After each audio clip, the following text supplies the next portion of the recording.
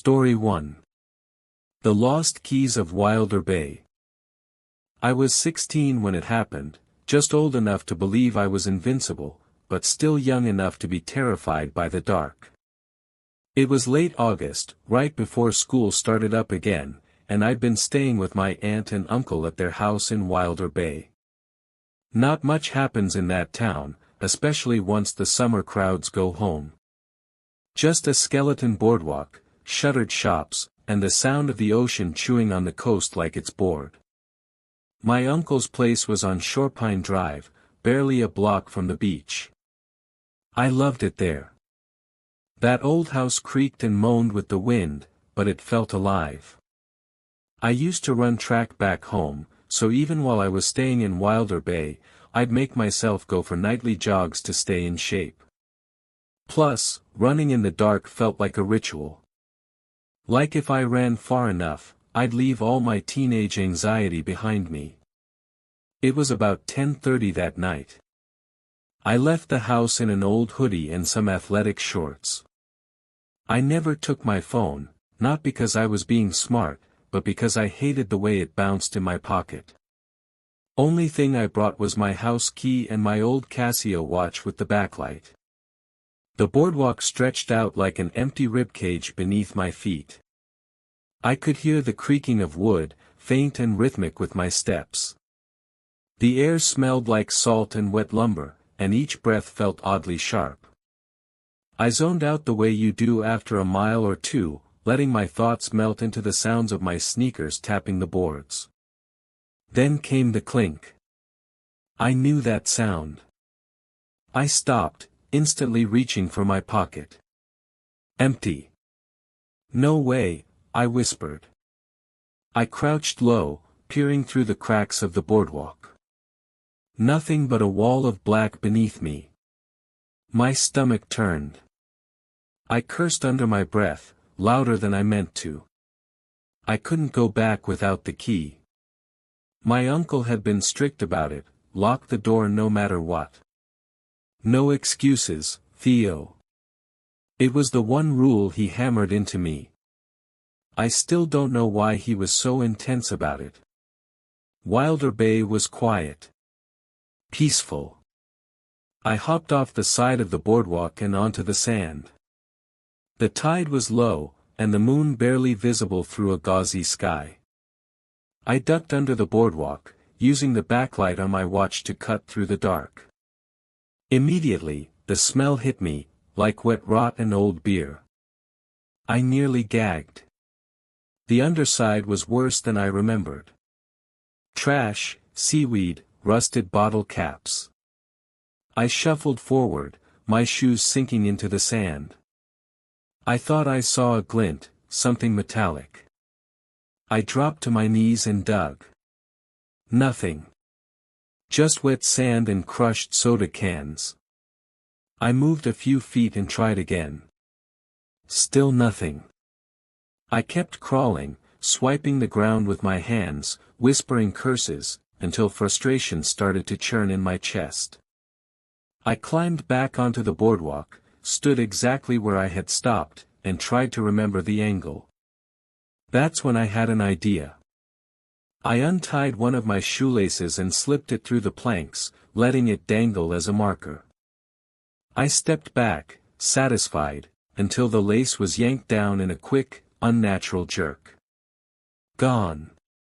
I froze. Not wind. Not me shifting. Something had grabbed it. I stared down through the boards, heart slamming in my chest.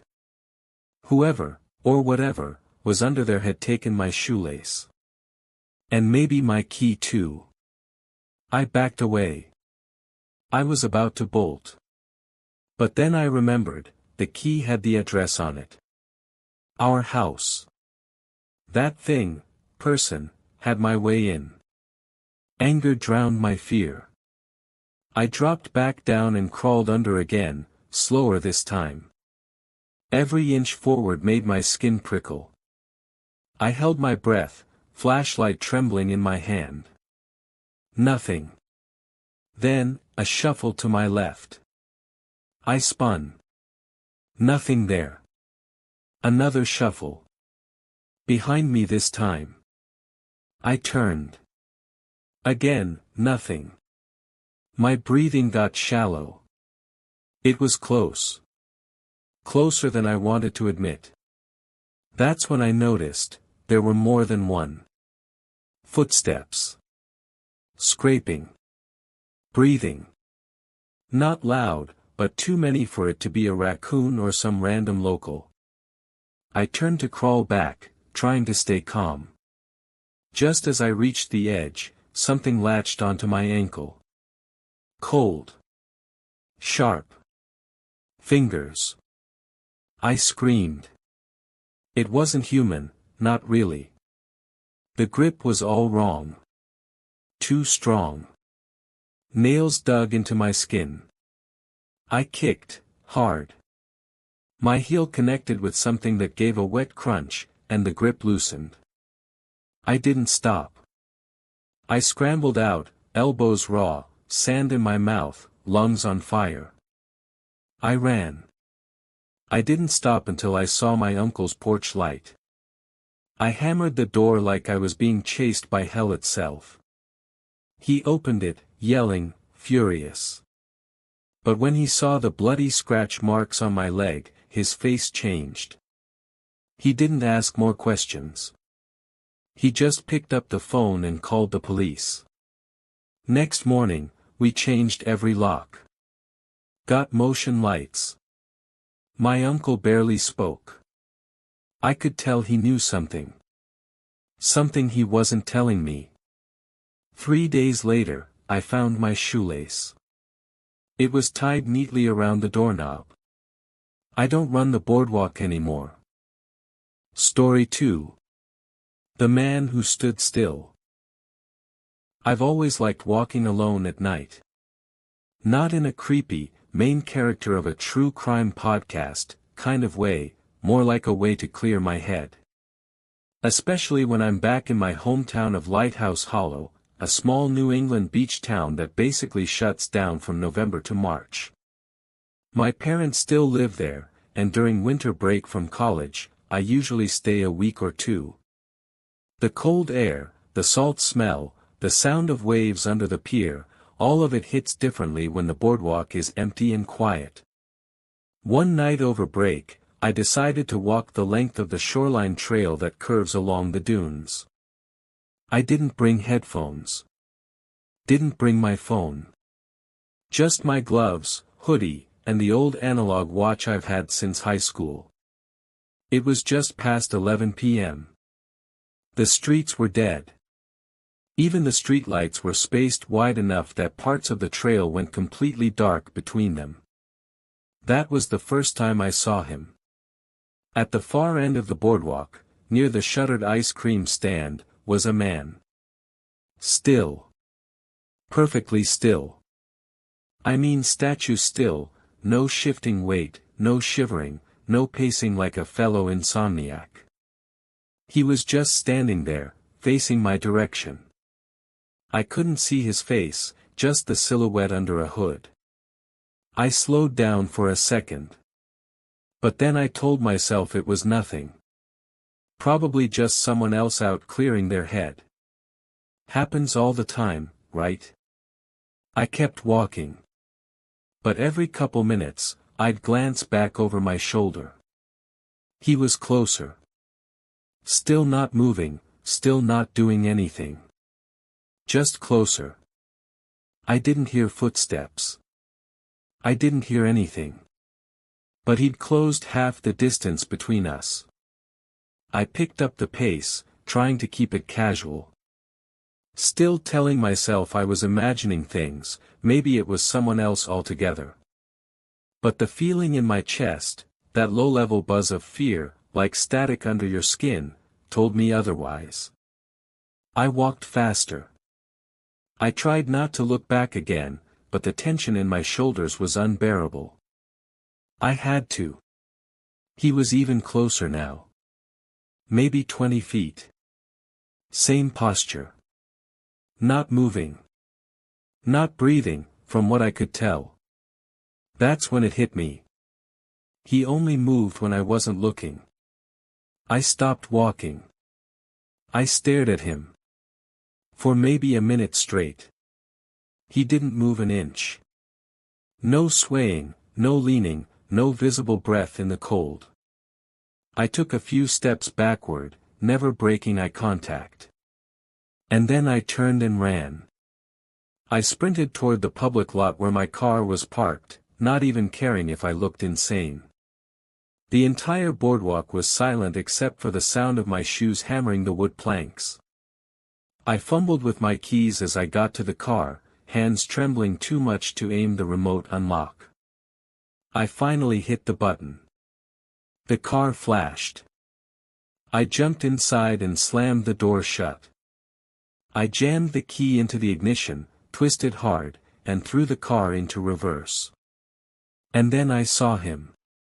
He was standing in the exact spot I had been seconds before, right where my footprints ended. I hadn't seen him move. Hadn't heard him. Nothing. But there he was. Watching me. Or maybe just facing me. I still hadn't seen his face. I floored it. Tires screeched. I didn't care if I hit a mailbox or ran a light, I just had to get out of Lighthouse Hollow. The whole ride back to my parents' house, I kept checking the rearview mirror, expecting him to be sprinting behind me, or sitting in the back seat. When I pulled into the driveway, I jumped out and ran straight inside. Locked the doors. Locked every window. I even pulled the blackout shades in my bedroom, even though we didn't have any neighbors close enough to see inside. That night, I didn't sleep. The next day, I told my mom I wanted to go back to campus early. She didn't ask why. But that wasn't the end of it. A week later, I got a notification on my security app. Motion detected in the garage back home. My parents weren't there at the time, they were at a friend's cabin upstate. I pulled up the footage. The camera angle was weird. It only captured the far end of the garage, mostly dark, grainy. But in the corner, there was a figure. Still. Facing the camera. Not moving. I paused the footage and stared at the outline, the hooded shape. It was grainy, but I knew it was him. And then the screen glitched. A single frame, just one, showed him a full 3 feet closer. Like he'd moved. In a blink. I shut the app. I haven't been back to Lighthouse Hollow since. And I'm starting to think the only reason I'm safe is because I keep looking over my shoulder. Because maybe the moment I stop watching, he gets closer. Story 3. The bathroom in Pier Lot 7. I'm not a superstitious person. Not usually. But if you ask me why I won't use public restrooms anymore, especially the old ones by the beach, I'll tell you this story. And I won't be joking. It was the last weekend of summer, and I'd gone down to Seacrest Pier with a few friends. We were crashing at a cheap rental near the old amusement park, the kind that's permanently half-lit, with peeling murals and a Ferris wheel that hasn't turned in years. Half the pier is still active, ice cream shacks, cheesy arcades, but the rest is just dead space. Shuttered booths. Broken signs. Faded laughter in the boards. I'm Lila, by the way. I was 25 then, working freelance as an artist and taking a weekend off with friends before a gallery deadline. We'd had a mellow night. Bonfire. Cheap wine. Talking about nothing. Around midnight, I decided to walk back alone. Just needed air. Everyone else was crashing early. And, naturally, about 10 minutes into my walk, I realized I had to pee. Like, urgently. The only nearby option was a faded concrete building by the parking lot labeled, Restrooms, Pier Lot 7. I'd seen it earlier in the day. Looked abandoned. But the lights inside were on. Against better judgment, I pushed the door open. The smell hit me first, bleach, and something it couldn't quite cover. Like ammonia and old sweat. The floor was sticky. The tile was cracked. But I figured I'd make it quick. I walked to the farthest stall. The latch stuck for a second, then clicked. I sat down, mentally counting seconds until I could get out of there. And that's when I heard the door creak open. Footsteps. Slow, deliberate ones. Someone else had come in. I rolled my eyes, annoyed at the lack of privacy. But then the footsteps started circling. Not just walking to a stall, circling. Around the sinks. Around the hand dryers. Around my stall. It didn't feel right. I stayed silent. Listened. The footsteps stopped near the mirrors. No movement. No coughing. No sounds of hands being washed. Then a soft tap. Like fingernails on glass. I didn't move. I didn't breathe. Seconds passed. Then minutes. Finally, I stood up, flushed, just for the noise, and reached for the latch. It wouldn't budge. I jiggled it. Nothing. That's when I noticed something. The latch wasn't stuck. It was being held. I whispered, "Hello." No response. I pushed harder. The door rattled but didn't open. That's when the footsteps started again. Not away. Closer. To the stall. They stopped right outside. And then, silence. I dropped down, peeking under the door. No feet. No shadows. But I knew, someone was there. I grabbed my bag and slammed into the door with my shoulder. It creaked but didn't open. I backed up and threw my weight again. Finally, it burst open. The bathroom was empty. No one at the sinks. No one in the other stalls. But the main door, the one I'd entered through, was swinging slowly closed. I ran toward it and grabbed the handle. Locked. The handle didn't even turn. It was like it had been jammed shut from the outside. That's when I heard it. Breathing. Behind me. I spun around. Still no one. Then I saw it.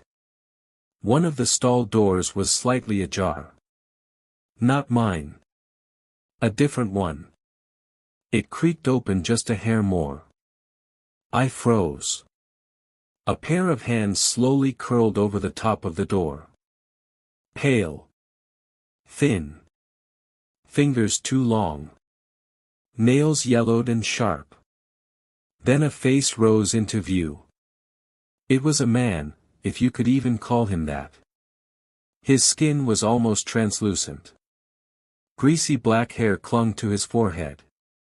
His eyes were wide and wrong, like they didn't quite know how to blink. He was smiling. Not a friendly smile. A waiting one. I didn't scream. I think my voice broke before I could. I turned, leapt onto the sink counter, and shoved the tiny window above it open. It barely fit me, but I squeezed through, my ribs scraping the frame. As I dropped onto the pavement outside, I heard the stall door slam open behind me. I ran until I couldn't breathe. Called the cops from a gas station payphone. Yeah, I know, who even uses those anymore? But my phone had no signal out there. They showed up fast. Checked the bathroom. Found nothing. But one of the officers pointed to the scratches on the inside of the door. Deep gouges. Like someone had jammed something into the lock from the inside. He looked at me and said, "You're lucky."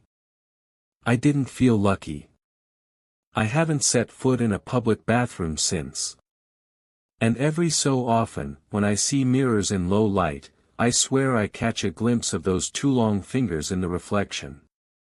Just for a second. Waiting. Story 4, Smoke over the Sand Dunes. Some memories don't fade. They just sit there, quiet, until something cracks them open like a shell. This one always breaks through around August, when the air gets thick and the sky turns that washed-out gray you only see at the beach. I was maybe 9 or 10 when it happened, a kid, but old enough to know when something was wrong. My family used to spend every summer in a coastal town called Greystrand.